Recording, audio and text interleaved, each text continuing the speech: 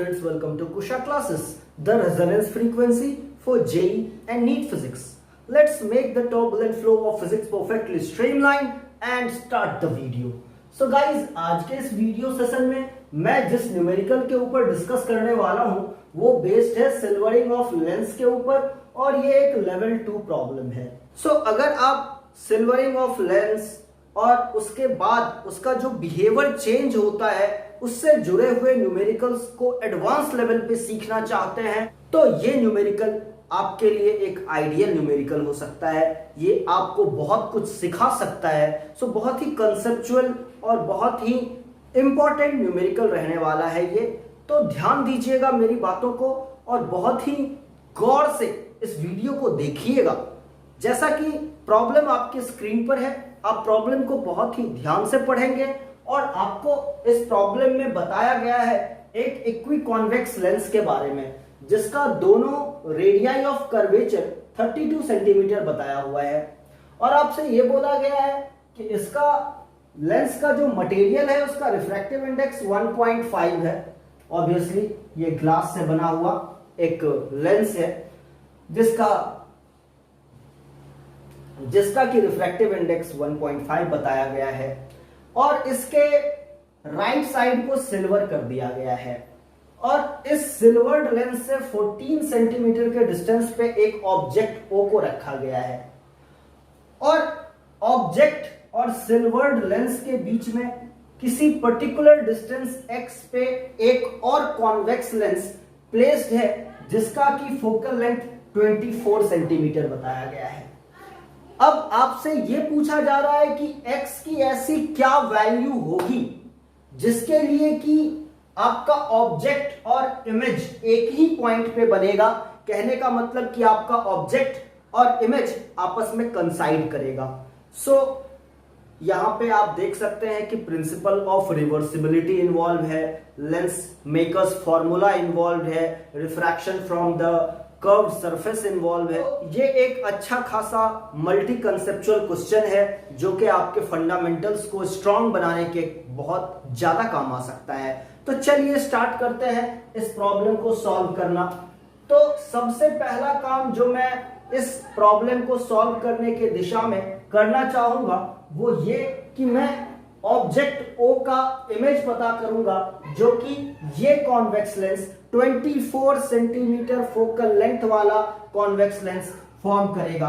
तो इसके लिए आप सिंपल लेंस का जो फॉर्मूला होता है 1/v = 1/u + 1/f वो यूज करने वाले हैं. तो जैसा कि आप देख सकते हैं इसका जो फोकल लेंथ है f वो +24 सेंटीमीटर हो जाएगा क्योंकि आप जानते हैं कॉन्वेक्स लेंस का जो फोकल लेंथ होता है वो पॉजिटिव होता है as per the sign convention. अब हम लोग u की बात कर लेते हैं. तो ये डिस्टेंस आपका 14 सेंटीमीटर है, ये डिस्टेंस x है. तो ऑब्जेक्ट का डिस्टेंस इस वाले लेंस से जो हो जाएगा वो 14 - x हो जाएगा और ये इसका मैग्नीट्यूड हुआ, डिस्टेंस का मैग्नीट्यूड हुआ. और अगर हम लोग साइन कन्वेंशन के ओर ध्यान दें तो ये जो ऑब्जेक्ट डिस्टेंस है वो निगेटिव होगा, इसीलिए आप u की जो वैल्यू है वो -14 - x लिखेंगे. So I will say u = -14 - x centimetre. अब हम लोग यहां पर में 1/v = 1/u + 1/f यूज करने वाले हैं. तो चलिए स्टार्ट करते हैं और हम लोग लिखेंगे 1/v = 1/u + 1/f. अब हम लोगों ने वैल्यूज रखना शुरू किया तो 1/v हो जाएगा आपके पास 1/u which is -14 - x + 1/f which is 24. आप यहां से इसको एक स्टेप और सॉल्व कर लीजिए. इन दोनों का जो एलसीएम है वो 24 × 14 - x आ गया और न्यूमरेटर में आपके पास -24 + 14 - x आ रहा है. So we can say that 1/v is equal to -10 - x upon 24 × 14 - x. और अगर अब मैं चाहूं तो यहां से v की वैल्यू को लिख सकता हूं. तो ये वाला चीज न्यूमरेटर में चला जाएगा. So 24 × 14 going to give me 336 minus 24x, और डिनोमिनेटर में आपके पास -10 माइनस x है, तो माइनस को हम लोग कॉमन ले लेते हैं और डिनोमिनेटर आपके पास 10 प्लस x हो जाएगा। तो ये डिस्टेंस हुआ इमेज का, जो कि आपका 24 सेंटीमीटर फोकल लेंथ वाला कॉन्वेक्स लेंस फॉर्म करने वाला है। तो इस ऑब्जेक्ट का जो पहला इमेज है वो कहीं आई प्राइम हम लोग कहते हैं, यहां पे बन रहा है, और ये डिस्टेंस आपको पता चला अभी अभी, ये जो आपने v निकाला है ये वही डिस्टेंस है। कहने का मतलब लाइट यहां से गया और आई प्राइम पॉइंट से होते हुए यहां पे इंसिडेंट होने वाला है। तो आई प्राइम जो है वो आपका O का इमेज हो गया by the convex lens of focal length 24 centimetre. Now the image I prime will act as the object, और सिल्वर्ड लेंस के केस में आपके पास तीन फिनोमेना होने वाला है। पहला, आपका लाइट रे इस सरफेस से, जो कि सिल्वर्ड नहीं है, इसको मैं सरफेस 1 कह रहा हूं, और इसको मैं सरफेस 2 कह रहा हूं जो कि सिल्वर्ड है। तो सरफेस 1 से, जो कि सिल्वर्ड नहीं है, वहां से एक बार रिफ्रैक्ट होगा, फिर सरफेस 2 पे जाकर के ये रिफ्लेक्ट होगा, और वापस ये सरफेस 1 से एक और बार रिफ्रैक्ट करने वाला है। तो कहने का मतलब ये है कि अगर आप ऐसा चाहते हैं कि जहां पे आपका ऑब्जेक्ट है वहीं पे आपका फाइनल इमेज बने, तो ये तभी पॉसिबल है जब principle of reversibility of light occur करे। और रिवर्सिबिलिटी होने के लिए यह जरूरी है कि जो सरफेस 2 है उस पे लाइट नॉर्मली इंसिडेंट करे। कहने का मतलब है कि उस पे जो लाइट आए वो इसके सेंटर ऑफ कर्वेचर से होता हुआ आए। ध्यान देने वाली बात यह है कि आपका जो सरफेस 1 है, अनसिल्वर्ड सरफेस 1 है, वो जब आई प्राइम का इमेज बनाएगा तो उसे उस आई प्राइम का इमेज सरफेस 2 के सेंटर ऑफ कर्वेचर पे बनाना पड़ेगा। और अगर ऐसा हो गया तो जो लाइट रे होगा जो कि सरफेस 2 को हिट करेगा वो नॉर्मली हिट करेगा, और वहां से लाइट एग्जैक्टली वही पाथ फॉलो करता हुआ वापस चला जाएगा, और अगेन आपका जो फाइनल इमेज बनेगा वो पॉइंट O पर ही बनेगा।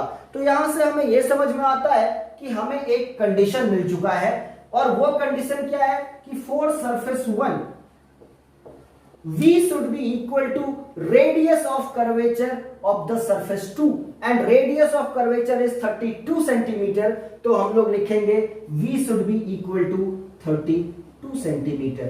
और अगर हम लोग साइन स्कीम की बात करें तो सरफेस 2 का जो रेडियस ऑफ कर्वेचर है वो नेगेटिव है, इसीलिए यहां पे एक माइनस साइन भी लगा दीजिए। नाउ हम लोग ऑब्जेक्ट डिस्टेंस U की भी बात कर लेते हैं। तो हमारा जो ऑब्जेक्ट डिस्टेंस U होगा फ्रॉम सरफेस 1, तो इसके लिए हमें ऑब्जेक्ट का पता होना चाहिए। सरफेस 1 के लिए जो ऑब्जेक्ट है वो आई प्राइम है, और आई प्राइम का जो डिस्टेंस है आपको ये पता है कि ये V है, और ये पता है कि टोटल डिस्टेंस x है। तो ये जो डिस्टेंस u हो गया वो x माइनस v हो गया, और u के साथ आपको माइनस साइन तो लगाना ही पड़ेगा। तो आप ये बोलेंगे कि u is equal to minus x minus ये जो v आपने निकाला था, तो यहां पे ध्यान दीजिए आपके पास एक और माइनस है, तो उसे भी हम लोग अप्लाई कर लेंगे, and it is 336 minus 24x divided by 10 plus x।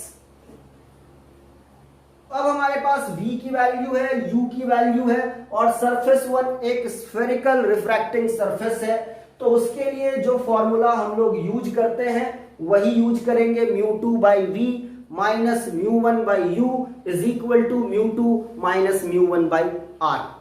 सो यहां पे ध्यान देने वाली बात यह है कि सरफेस 1 के रेस्पेक्ट में लेंस का जो मटेरियल है वो आपका μ2 है, और इससे बाहर जो मीडियम है यानी कि एयर वो आपका मीडियम 1 का काम करेगा।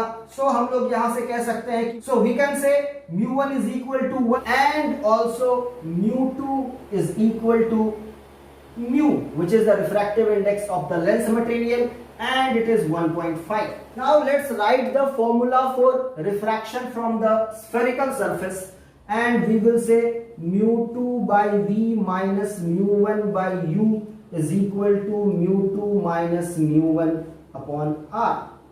तो जैसा कि आप देख सकते हैं हमारे पास सारे वैल्यूज अवेलेबल है and we will say so we can say μ2 is 1.5, v is -32 centimeter, minus μ1 is 1, u is this quantity, so we will say minus will be there and it will become x minus minus plus 336 minus 24x upon 10 plus x. So this is my u and that thing is equal to μ2 again 1.5 minus μ1 1 upon r. The radius of curvature for this surface is also 32 and as per the sign convention it will be positive, so we will simply say plus 32.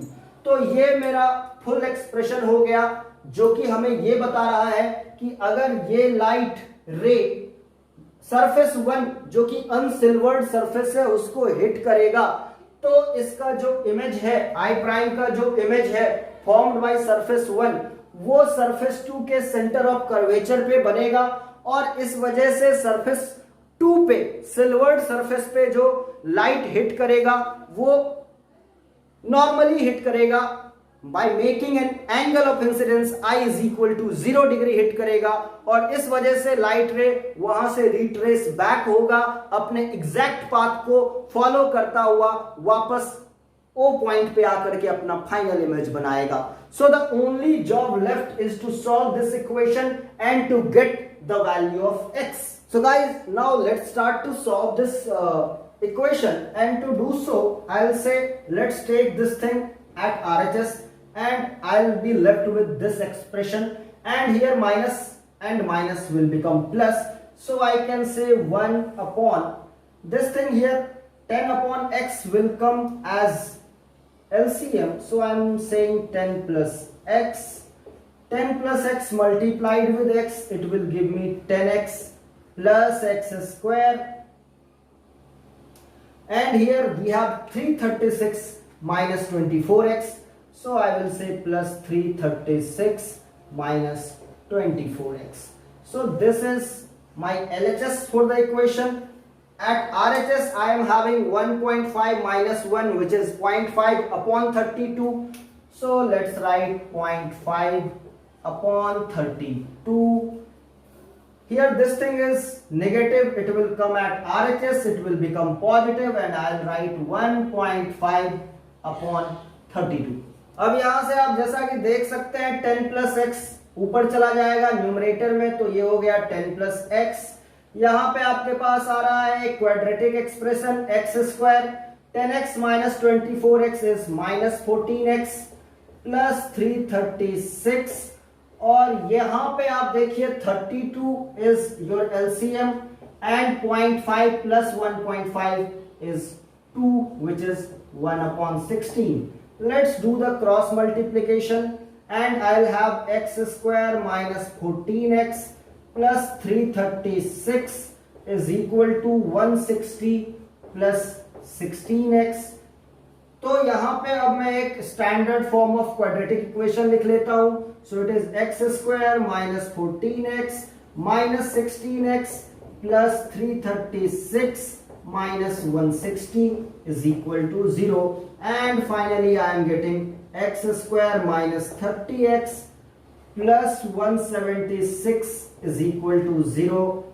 I can write this thing as x minus 22 into x minus 8 is equal to 0 and therefore I can have two values of x, 8 and 22. Here 22 is not possible because x cannot be more than 14. x जो है अपना वो 14 से बड़ा नहीं हो सकता है, इसीलिए 22 को हम लोग डिस्कार्ड कर देंगे और x की जो वैल्यू लिखेंगे वो हो जाएगी 8 सेंटीमीटर. सो सिल्वर्ड लेंस और गिवन कॉन्वेक्स लेंस के बीच का जो डिस्टेंस होना चाहिए वो 8 सेंटीमीटर होना चाहिए और अगर हम लोग ये डिस्टेंस 8 सेंटीमीटर रखेंगे तो हमारा जो फाइनल इमेज है वो ऑब्जेक्ट के ऊपर ही जा करके बनेगा. सो गाइज यहाँ पे आपको बहुत सारे कॉन्सेप्ट्स एक ही प्रॉब्लम में देखने को मिले होंगे. For example silvering of lens, refraction from the spherical surface, lens formula, reversibility of light, object and image coincidence। तो ये सभी कॉन्सेप्ट्स को एक न्यूमेरिकल में सीखने का फायदा ये है कि अगर आपके पास डिफिकल्ट न्यूमेरिकल्स आते हैं ज्योमेट्रिकल ऑप्टिक्स के ऊपर, तो आप उसको सही तरीके से अप्रोच कर पाएंगे। आई होप कि ये वीडियो भी आपको पसंद आई होगी, और अगर आप चाहते हैं कि कॉन्सेप्ट बिल्डिंग में हेल्प करने वाले ऐसे ही इंपॉर्टेंट न्यूमेरिकल्स के एक्सप्लेनेटरी वीडियोस लेकर के मैं आपके सामने आता रहूं, then do subscribe my channel, like this video, share it, and if you have any doubts do ask me in the comment section. Thanks for watching the video. See you next time. Till then, goodbye. Take care.